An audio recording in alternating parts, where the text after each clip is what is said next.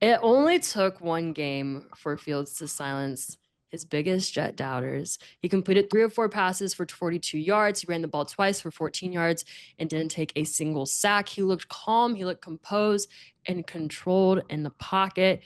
I think the difference between this Justin that we've seen, or I'm sorry, the difference between the Justin that we've seen the last few years and the Justin we are seeing now is that this team actually wants him. And when you're in a position when somebody wants you, you're able to be a little bit more free. And in this case, he is playing more freely. He's not worrying about perfection as much.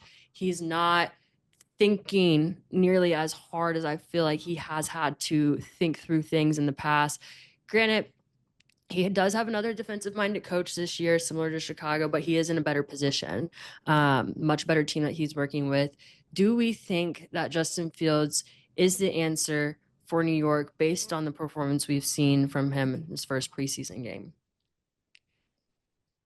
I think he adds to the answer. I think the answer was Aaron Glenn. I think him becoming the head coach was the best thing for the Jets because he cares.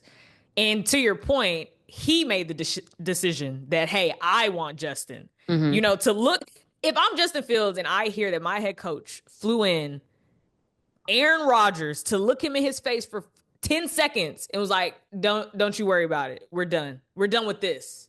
Like, you could go do what you need to do.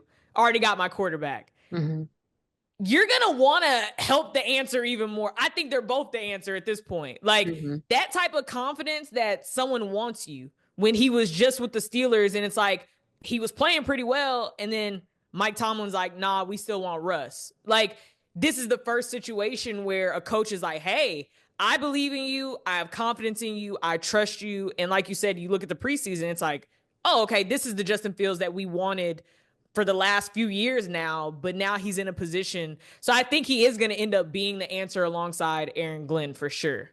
I like how you threw Aaron Glenn in there because I do feel like he's a big part of that conversation.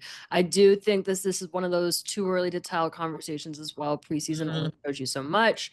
I like what I'm seeing with Justin Fields in New York. I think this is his closest chance to being that NFL starting quarterback that he was back in 2021, right? Is when he came out of school. Sounds about right. Yeah. With the Bears, obviously like that didn't pan out well. So I think that this is again, like I said, the best situation that he's being put in to achieve that goal and to have a little bit more longevity in that role. So yeah, it's looking good. And like I said, he has a really good team around him. He's got some weapons in Brees Hall. He's got Alan Lazard. He's got Garrett Wilson, which I also love that duo's back together. They were great at Ohio State. They're so fun to watch. So to see them paired up again in the league, I'm excited to see how that pans out. So it's looking good. I'm always rooting for Justin. I really think that the Bears did him dirty here. I don't even know, did him dirty is maybe the best way of phrasing that, but it just didn't help him. It did, I think they left him out to dry towards the end, and it became more of a conversation of it was his fault versus, well, are you putting him in positions to succeed? So for sure. Yeah, he's in a much better position now, and hopefully that success will come